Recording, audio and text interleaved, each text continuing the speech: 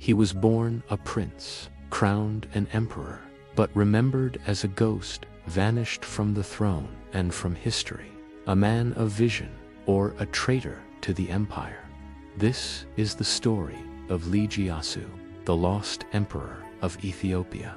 The title Lij in Amharic means child or young noble. It's a title often given to young royals or noble children destined for greatness. Iyasu, derived from the name Jesus in Ge'ez and Amharic, means he saves. So Lij Iyasu can be translated as Child Iyasu, or the noble young savior, a name that carried hope and heavy expectation. A baby was born with a golden spoon in his mouth. He was the son of Ras Mikhail of Wallo, a powerful Oromo noble who had converted from Islam to Christianity, and his mother was the daughter of an empire's king, Woizero Shawa Rega, from birth. This child was meant for greatness, destined to lead, to conquer, to unite. But little did anyone know how this child's story will play out. For this child grew up to be not an acclaimed king, but a fugitive, not an admired leader, but a hunted soul, and not a legendary conqueror, but a lost memory. The year was 1897, and East Africa is abuzz with news. Italians have been expelled from Eritrea. Menelik II has won the Battle of Adwa, and now, somewhere in Wallo, in the hills of northern central Ethiopia, and the proud parents knew their son was destined for great things. The Lij Iyasu title was a sign of respect for the youth, the hope of future greatness. With the child being a grandson to Emperor Menelik II, the most glorious king in Ethiopian history, everyone called him Lij Iyasu, the young noble savior. And it wasn't just a title, it was a prophecy, a hope, a prayer. Little did they know the twist of fate that would deny this prophecy. As Lij Iyasu grew older, he became the pride of Wallo, the shining star of the Solomonic dynasty.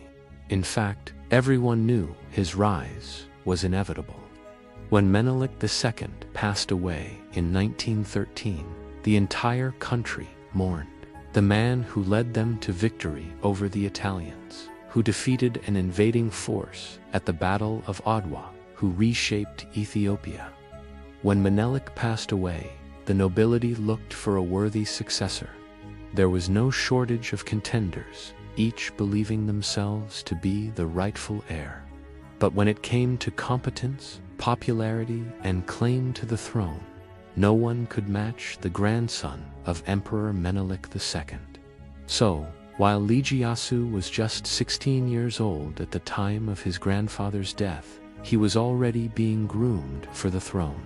In the meantime, the Regency Council placed Empress Tayatu Batau, widow of Menelik II, and the figurehead of the empire. While she had all but symbolic powers, the real power was held by nobles who acted in their own interest. However, as time went on, people missed Menelik's strong leadership and started questioning the capabilities of the Regency Council. Even though she was beloved by her subjects, Taytu Betel was frustrated by her inability to make decisions. Eventually, she decided to step down. In 1916, she abdicated in favor of her son, recognizing his potential and yearning for stability and strong leadership. But between the abdication of the empress and the coronation of the new emperor, there was a hitch.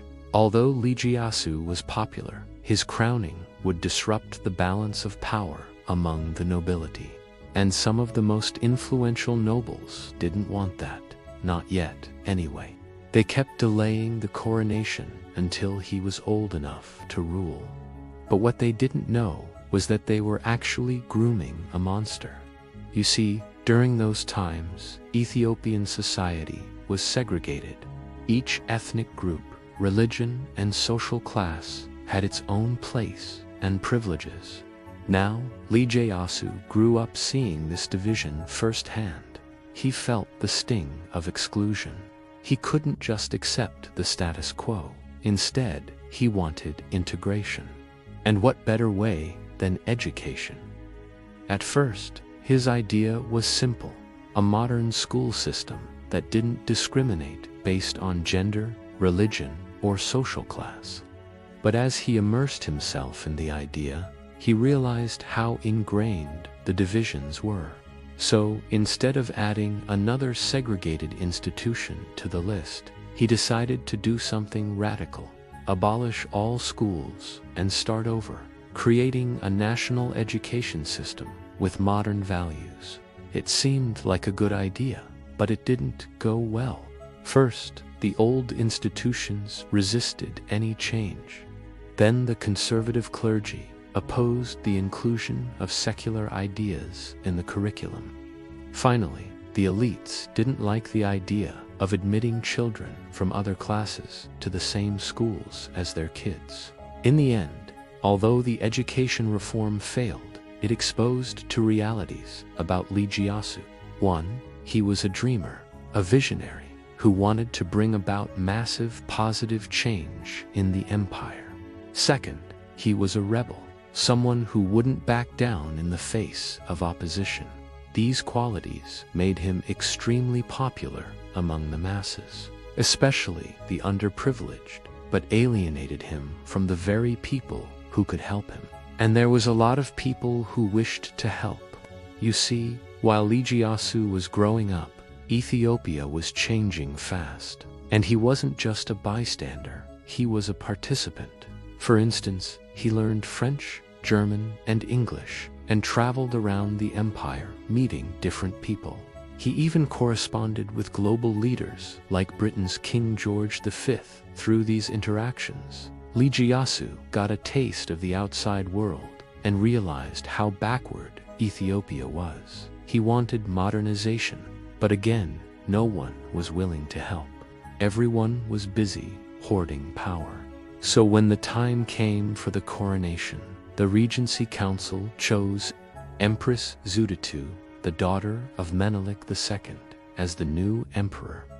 And though she was a kind woman, she was naive and easily influenced. So the Regency Council continued to hold the reins of power, and Lij Iyasu was out of the picture.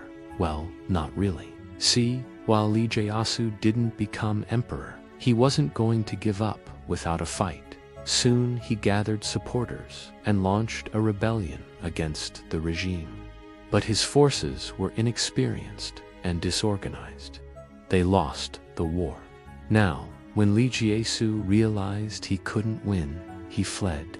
He roamed the countryside in disguise, sometimes living off the kindness of strangers, sometimes sleeping under the stars.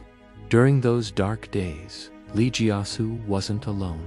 He had his siblings, brothers and sisters, who cared for him and shared his dream for a better Ethiopia.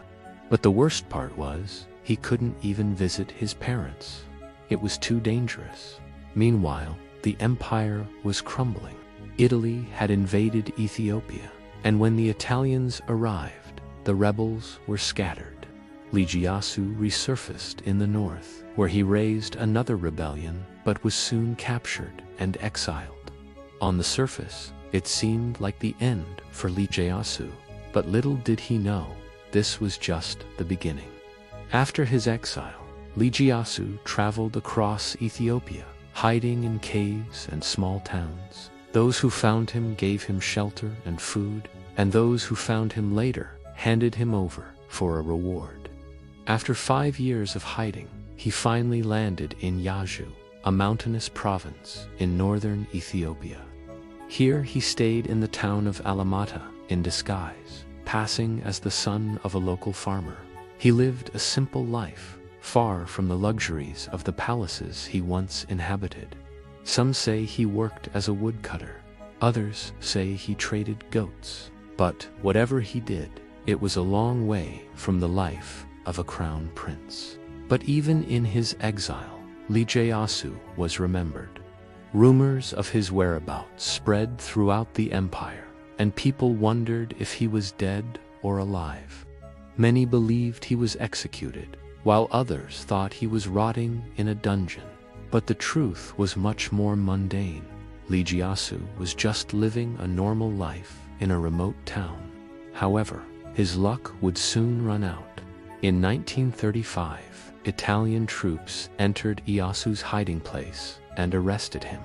They chained him up and transported him to Addis Ababa, the capital city. Here, they threw him into a small room in the basement of the National Museum. It was dank and dark, with barely enough space to move around. Iyasu spent his days pacing the floor and his nights staring at the cracks in the ceiling. He longed for freedom, for a chance to roam the countryside again, to feel the sun on his skin and the wind in his hair. But his prison cell offered none of those comforts. It was a place of confinement, a place of despair. And then, in November 1935, Lij Iyasu was summoned to the palace. Emperor Haile Selassie had heard rumors of his presence in the city and wanted to question him. Iyasu was brought before the emperor, and the two leaders talked for hours. Haile Selassie was curious about Iyasu's plans for the empire, and Iyasu was grateful for the chance to speak his mind. He told Haile Selassie that he wanted to modernize the country, to improve the lives of its people, and to end the Italian occupation. Haile Selassie was impressed by Iyasu's ideas, and he let him go free, granting him a noble title and allowing him to keep his fortune. But the two men never met again. Lij Iyasu lived out the remainder of his life in relative obscurity. He died on February 3, 1935, and was buried in a small church in Addis Ababa. His grave is unmarked, and few people remember his name. Yet his story is worth remembering. It reminds us that even the most powerful people can fall from grace, that even the most promising leaders can be undone by their own hubris. But it also reminds us that even in the darkest of times, hope can endure, that even in the face of overwhelming odds, one person can make a difference. As we reflect on Lij Iyasu's life and legacy, let us remember that he was more than just a footnote in history, more than just a cautionary tale. He was a visionary leader who dared to dream of a better Ethiopia, a man who fought for his beliefs even in the face of insurmountable odds. May his story inspire us to be bold in our pursuit of justice, to be relentless in our pursuit of peace, and to be unwavering in our pursuit of a better future for all Ethiopians. If you enjoyed this episode, don't forget to subscribe to get notified every time a new video comes out. And please share your thoughts and opinions in the comments below. Thank you for watching. I'll see you next time.